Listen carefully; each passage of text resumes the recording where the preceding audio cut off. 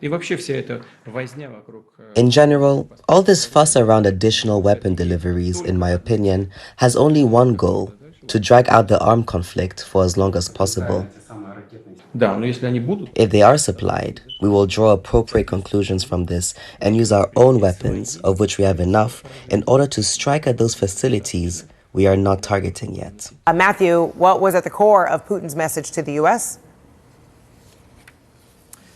Well, he was talking about this decision that's been made by the Biden administration to send Ukraine sort of quite long-range multiple-launch rocket launchers, artillery systems that have a much longer range than the current systems they've got here. It's very controversial because it potentially means that the Ukrainians could push back Russian forces and even strike into Russian territory if they chose to, although they've promised not to do that as a condition of receiving these weapons.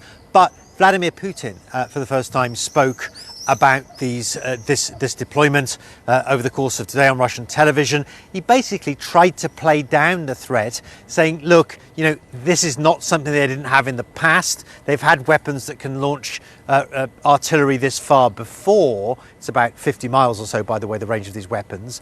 But it's just replacing these lost stocks. However, the warning he issued was this. He said, look, giving Ukraine weapons like this is going to prolong the war. He wasn't saying it was a particular threat to Russia, although it undoubtedly is, but he was issuing that warning to the US and to the rest of the world that's supporting Ukraine that this war is going to continue as long as Ukraine continues to be armed.